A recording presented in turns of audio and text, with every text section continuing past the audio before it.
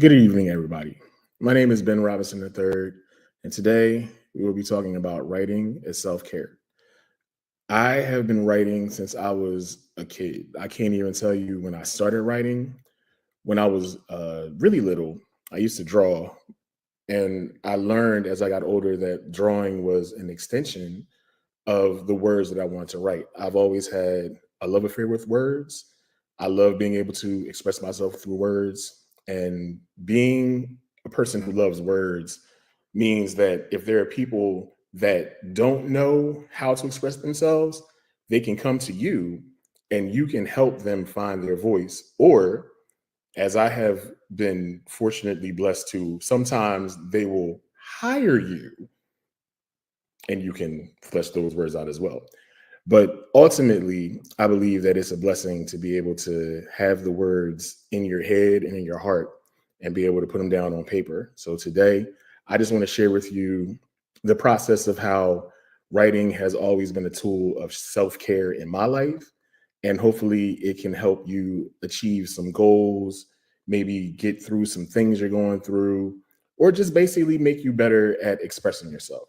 So that is the journey we're going to take today. And we're going to start with the first slide. This is Introduction to Writing as Self-Care. Writing is a powerful tool used to express one's thoughts and emotions. When we're in school, we're told to write these essays about things that have happened in the past. You have to maybe write about the Civil War or the Civil Rights Movement or something that took place that has an impact on history and the way that we live. When I was 16 years old, I was in high school.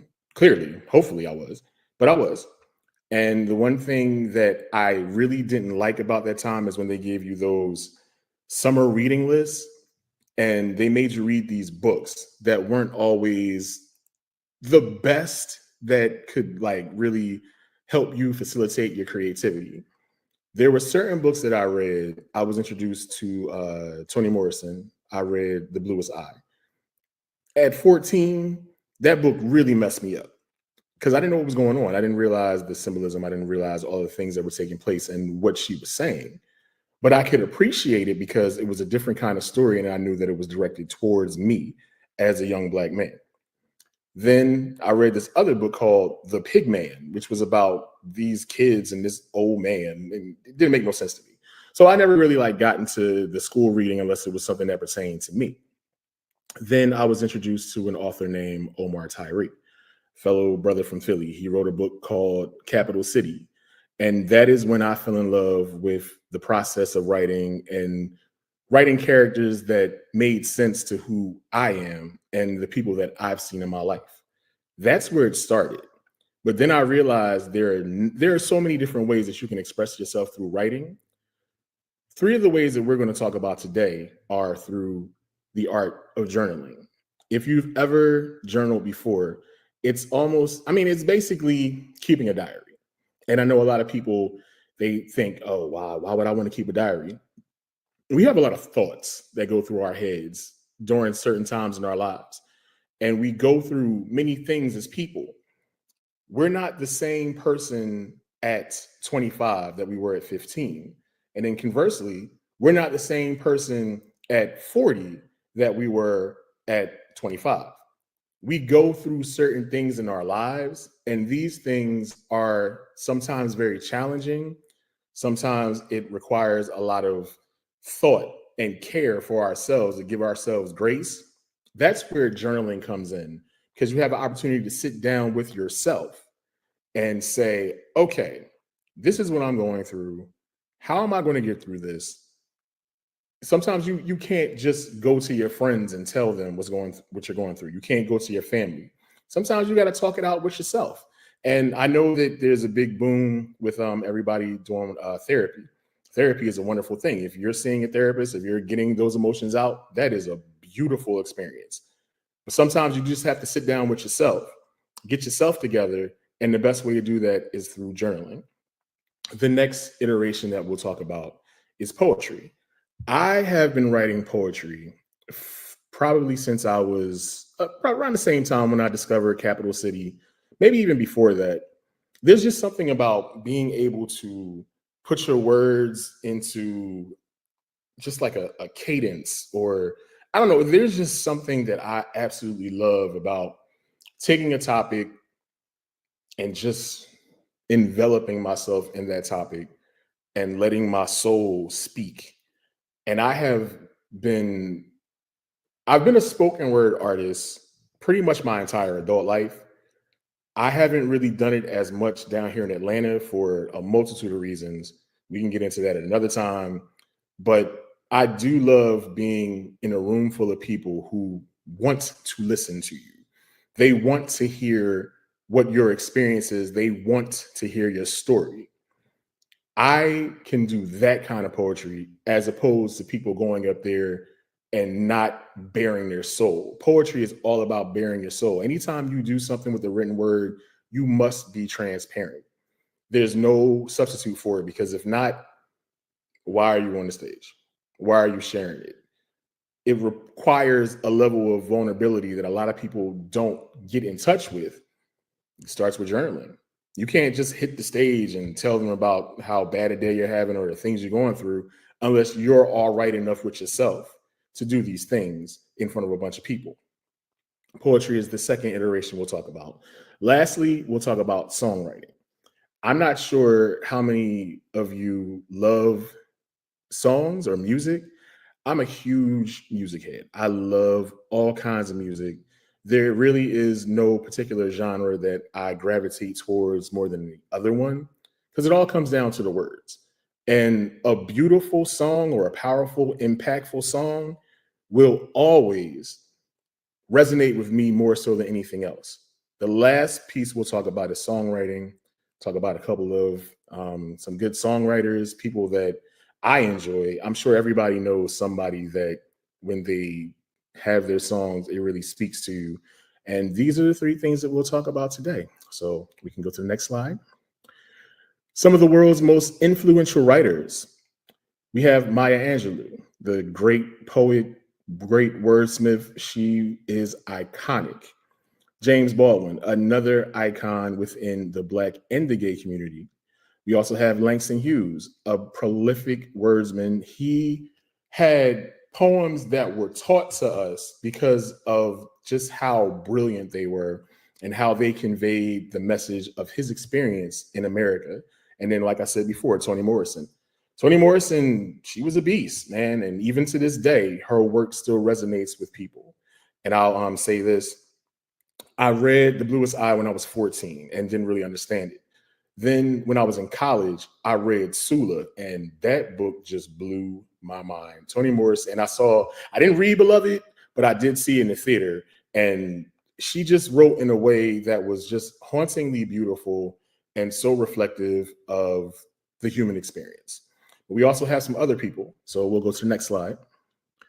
One of my favorite content creators is Issa Rae. She brings me so much inspiration because of where she started on YouTube and how she ended up this very iconic Black woman.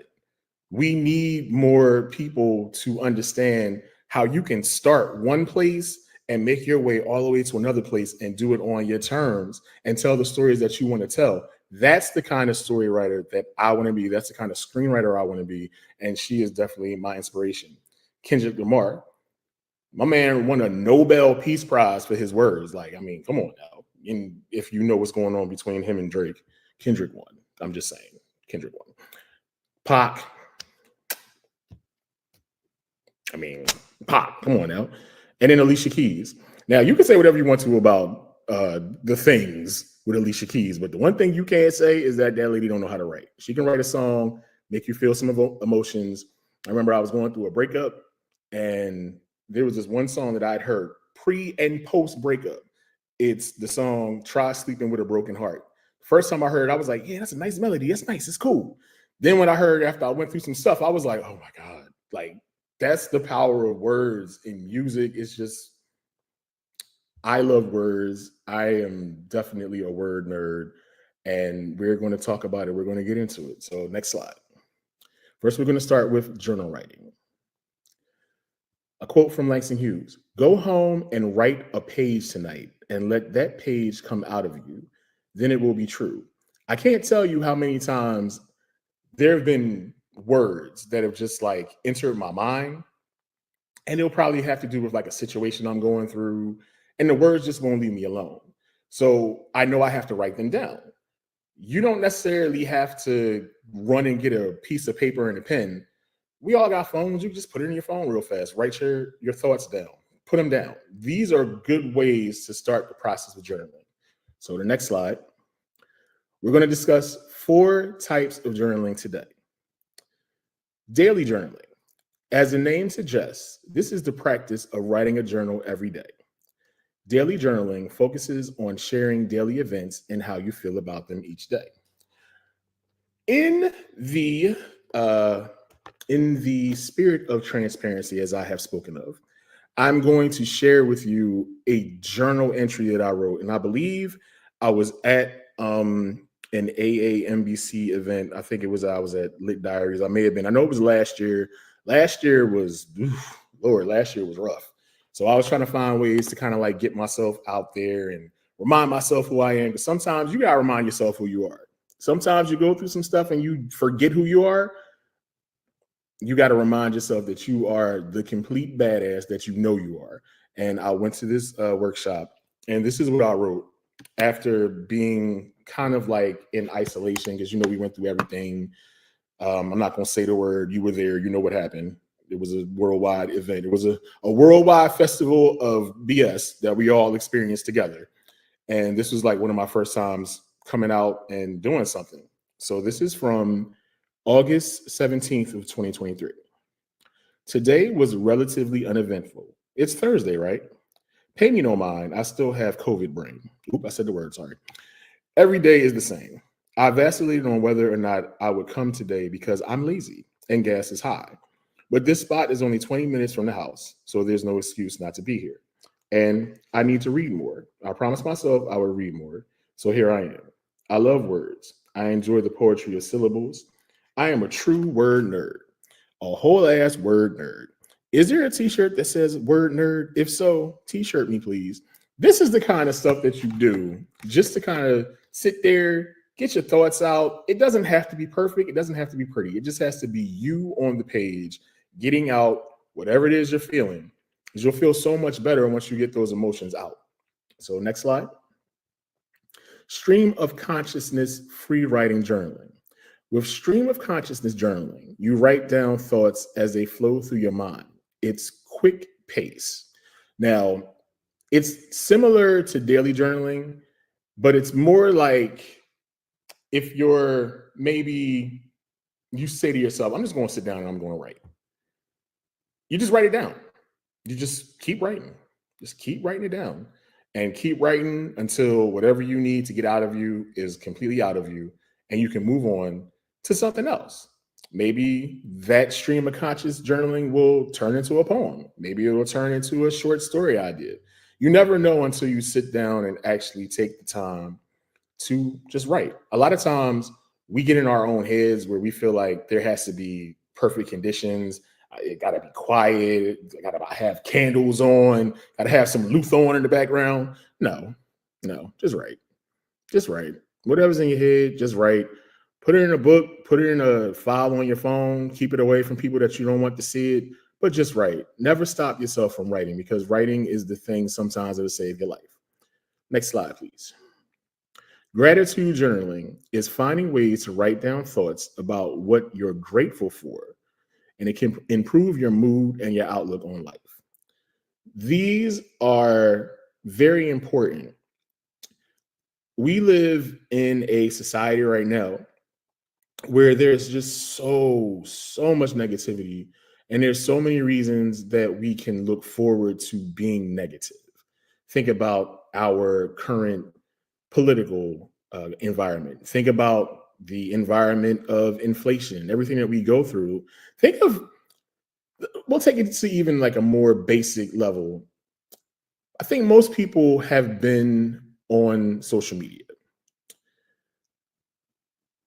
How many of you see something that may not necessarily be the most appealing thing, and run to the comments to see just how mean people can be in their attempt to kind of make fun of somebody else's misfortune or make fun of something else that they may not understand. I've seen this increasingly in the past couple of years where even if it's something positive, people will find something to be negative about. Gratitude journaling takes that idea of always living in the negative and focusing on the things that are positive. So, next slide. One study from psychologists at the University of California, Davis, and the University of Miami asked 3 groups of participants to write a few sentences each week on a certain topic. Some wrote about gratitude, some about annoyances, and some about life events. I do apologize that the slides are getting cut off. You know, technology, it ain't always our friend, but I do remember this particular slide because it basically said that the people that focused on gratitude, they ended up having happier lives. Imagine 10 weeks, that's 2.5 months. Imagine if today, after this talk, you decided, you know what, I'm gonna do some gratitude journaling. I'm just gonna find something to be happy about and write about that. And did that every day for 10 weeks. Say, personally, I'm the most grateful for my family. I live in Atlanta. My family lives in Philadelphia. I talk to them pretty much every day. I'm grateful for that. I can never forget how important that is in my life because of all the other things that I have going on. I'm grateful for not having a car note because I don't like car notes. They suck. My car is paid off. That's an extra bill I ain't got to worry about. That's more money in my pocket, and money makes me happy. So that's something else to be grateful for.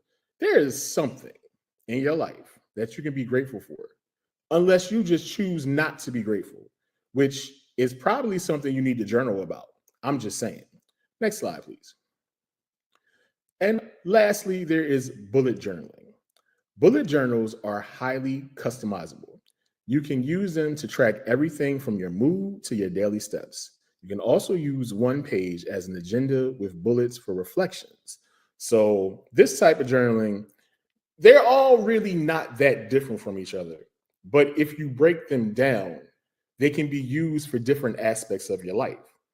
This kind of journaling is basically saying, hey, maybe like you have goals. I write my goals out for the day.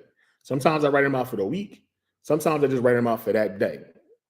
Because if your life is anything like mine, you probably got a whole lot of stuff going on. You probably got stuff with your family, just stuff with work, stuff with your own personal goals. I have a tendency to, especially on days when I'm feeling really overwhelmed, I will take a book, much like this one, because I love books like this. I love these kind of books. If you ever want to get me a gift, just get me a whole bunch of these and I can write all the time. I'll wake up. First thought is like, I gotta do this. My mind start racing. It's like, I gotta do this. I gotta do this. Oh my God, it's too much. Life.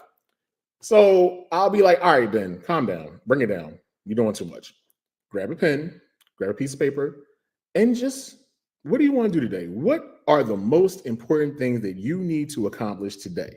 And I guarantee you, every time I do that, every time, even when it seems like something is insurmountable and it's just like so impossible, when I go down that list, and you ain't gotta do it in order, you do it the way that you gotta do it. If like the easiest thing is up top and the hardest thing is the bottom, or it's just a whole list of stuff, just do it. Write it down, get it done. It brings focus because sometimes it's hard to focus when you have a lot of tasks to do. But when you see it in front of you, it's like, all right, I'm gonna do this.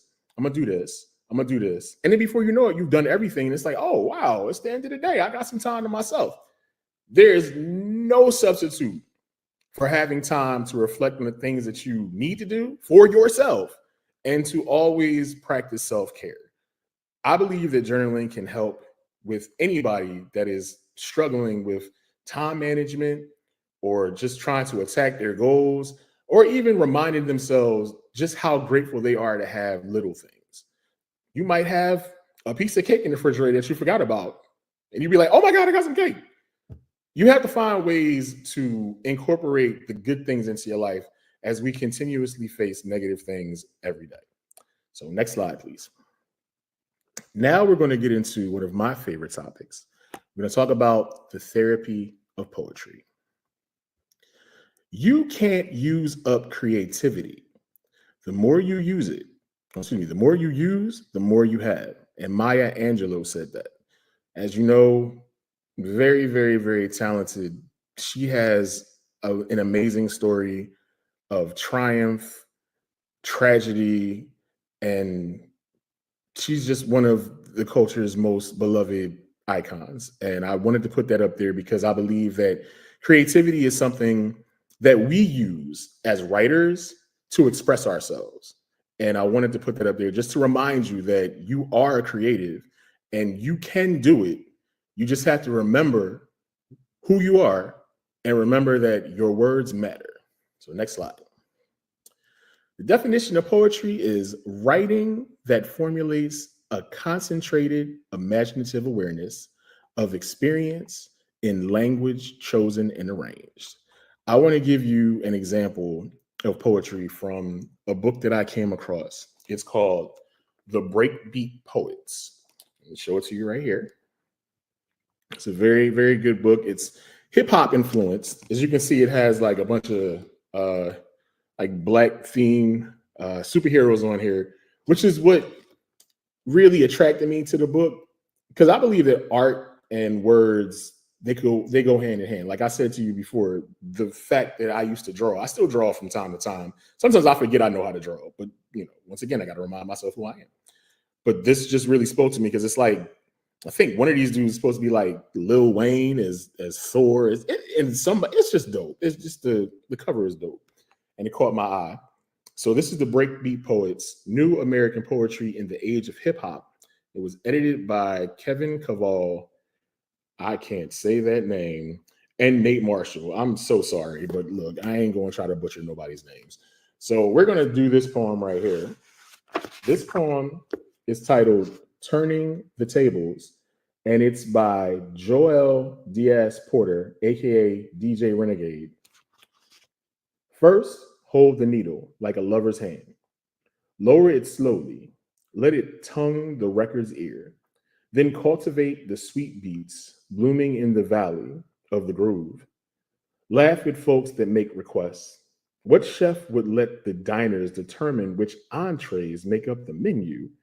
Young boys think it's about flashy flicks of the wrist, but it's about filling the floor with the manic language of dance, about knowing the beat of every record like a mama knows her child's cries. Nobody cares how fast you scratch, because it ain't about soothing any itch. It's about how many hairstyles are still standing at the end of the night. Now, when I read that, the imagery automatically takes me to the dance floor. You may not know this to look at me, but there was a time when I was pretty wild and I was out. I was outside. Y'all think y'all be outside? Nah, I was outside. So when I think of this, I think of those parties. I think of those mixes. I think of the DJ just keeping the party going. These are the powerful messages that poetry can put into your mind. And it doesn't always have to be like sad poems. It could be happy poems, celebratory poems. Poetry is such a universal and beautiful bridge between words and images that it just should be celebrated. And I'm not saying it's not celebrated, but I really do believe that it's a lost art that a lot of people don't really go to anymore, which is sad. So next slide. There are different kinds of poetry. There are tons of different kinds of poetry, but we're going to focus on just these three right here. One of my favorite forms of poetry is the haiku. I have spent an inordinate amount of time perfecting the art of the haiku. And the haiku basically is, the structure is 5-7-5. 5 words, 7 words, 5 words. And they all turn into sometimes a thought, Sometimes they turn into a beautiful statement. I should have brought one of my haikus with me. I have one on my phone. Just give me 1 second. Actually, I know I have one on my phone. Here we go. All right. I wrote this about somebody that I absolutely love, but the timing was bad. We couldn't make it work. And I know that our time together has come to an end, but it still sucks. So I wrote a haiku about it to express exactly how it makes me feel.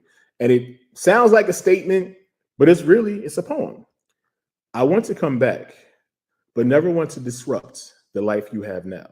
That's a haiku. Short, simple, sweet, kind of hard to write sometimes because the way my mind flows, I'll start writing a whole nother line. And it's like, that's not what it asks for. You have free verse.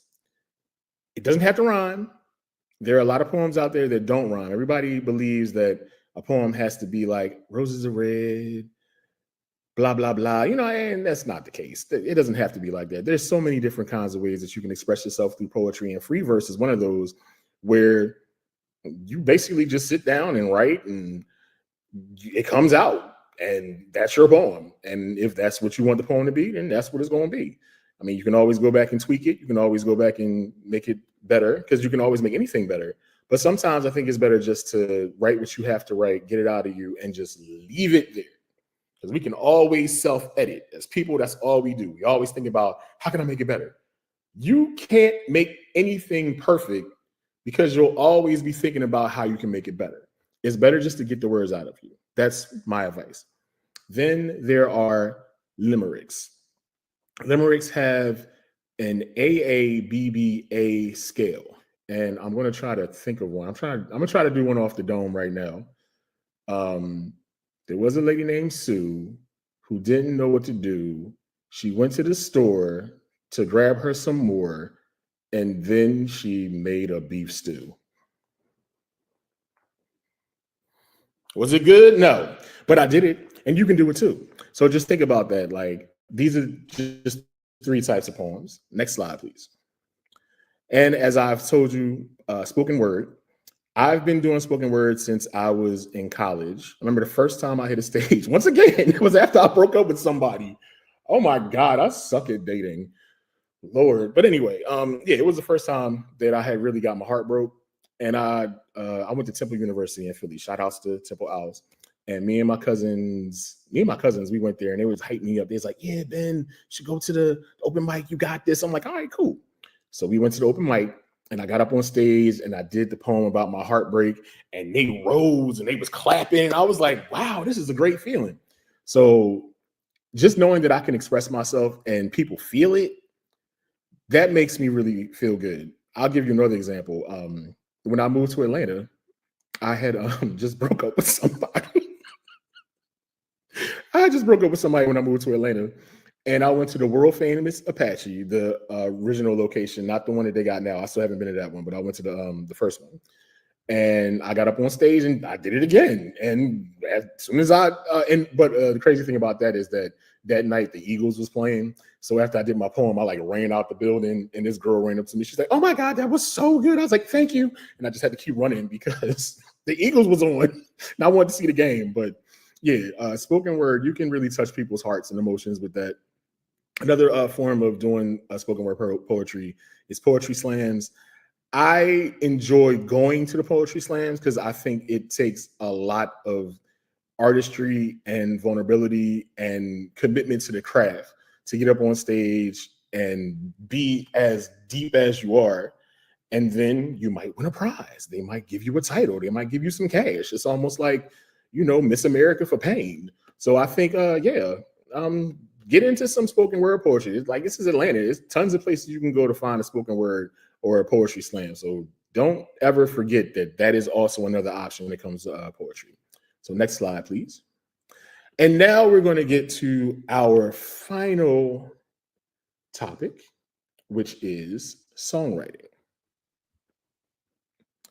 Music comes from many, many places. My emotions, my feelings, my thoughts, and conversations. And that's Alicia Keys. That's what she said. And basically, if like I said earlier, the song that she had, Try Sleeping with a Broken Heart, that song touched me in many ways. And I believe that she has a talent for writing songs that people can relate to. I remember when she first came onto the scene, it was 2001. I was in college, didn't date nobody, so nobody could break my heart at that point. But she came out with Fallen. And I remember like first time I heard that song, I was like, wow, this girl, she's kind of dope. And I heard the commercial like on ABC for like All My Children. I was like, wow, she's rich now. So she's been around for a long time. She knows how to make music that transcends genres and color lines and stuff like that, which is pretty cool. I think that's pretty cool. So next slide. Here's some popular songwriters. We have some classics. I said Alicia Keys.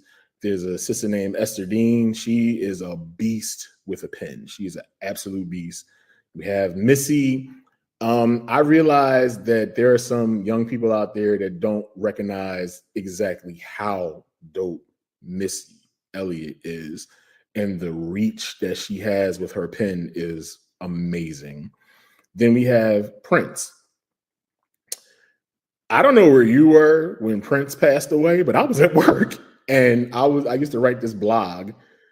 And as soon as I found out, I just stopped what I was doing. I think I probably even left early because it was Prince. Prince, that was the soundtrack of my childhood. Not really, because he wrote a lot of freaky stuff and I was like young, but he knew how to get into emotions as well. He knew how to talk about um our society. He knew how to talk about love. He knew how to talk about.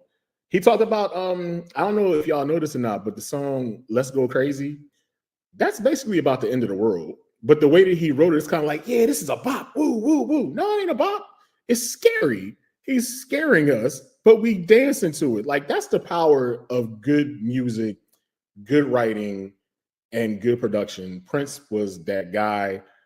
Jay-Z is about to call him Jigga. Jigga, he no, he I don't know how y'all feel about Jigga now, but there was a time that was my number one. Like Jigga just paints a story with his words. And it's just it's an art form that I don't think a lot of people really talk about because it's music.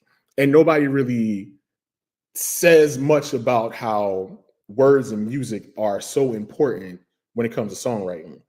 I will admit I have not really gotten to a lot of the younger people now because what I've been exposed to, and please correct me if there's anybody that I need to be listening to, but some of the songs it's just I can't get into them. They don't make me feel like they used to.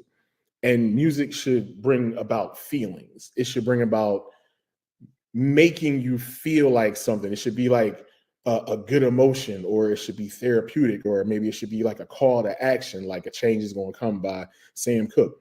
There's so many ways that music can excel us as a race, as people, as just in general. But I think that today it's more so about the beat and not the lyrics. And I can't get with that. So if there's anything or anybody that I might be missing, please let me know because I would love to give new music a chance. And as you can see, there's also Aretha Franklin, Bridge Over Troubled Water. That wasn't her song. Like somebody else sang it before her. But the emotion she poured into it, it might as well have been her song. She put a lot of soul into it, like because she felt the words, and the words are everything. You got Stevie. I ain't gonna talk about Stevie. Like that's my man. And Marvin Gaye, like chef's kiss to all of them. I forgot what's the next slide. What's that giving? All right. Words and music are a marriage that have been around for generations. Think about one of your favorite songs and how it makes you feel. I can tell you, just to give you two examples, personal examples for me. There's I didn't mention her, but Mary J. Blige. I think she's a great songwriter. I know a lot of y'all be like, she can't sing. It don't matter. She feel the music, she feel the words, and I feel it too. She has this one song called "The Love I Never Had," and she's singing about the pain she feels from not being able to have love with some dude who don't even want her. That's a story. That is a story in a song. Songs are stories. When done correctly, they're stories. And then there's another song, because I excel in heartbreak, by Donny Hathaway. It's called "Giving Up Is Hard to Do." If you ever heard that song, Donnie was Donnie was amazing. The power of songs and words and music is something that I believe speaks to us on a human level, because we want that connection. We want to be reminded that we're all in this together. We are all experiencing this together. If you walk outside, you feel the sun on your face, it's either going to make you feel hot or it's going to make you feel like you're at peace, but it's going to make you feel something. And I believe that is the power of words and the power of music. Next slide, please. Oh, it's me. Hi. Well, I hope you've enjoyed my TED Talk. My name is Ben Robinson III. I'm a writer, a poet. I have been living in Atlanta for the past 5 years, and it's been my pleasure to be here with you this evening. I'm so glad I could do this. I hope that I can do it again with you guys, and I really hope you enjoyed it. And if you'd like to find me on social media, I am at Ben the Outspoken, and my email address is writer.benrobinson@gmail.com. So I don't know if anybody's here, so I don't know if there's any questions, but this has been my talk, and I really hope y'all enjoy it. If you're looking for a secure haven within the literary world, you found the perfect organization. Let's make magic together. Our space is specifically designed for African American authors who are passionate about their writings of films and books. It's a platform to stay informed about industry developments. And on Patreon, we'll share exclusive content, valuable resources, and engaging discussions and masterclasses on various subjects, ranging from film and publishing industry trends to wellness and business tips. So if you're ready to dive into this exciting community, become a member now. Welcome to our literary haven where creativity knows no bounds. Let's make magic together.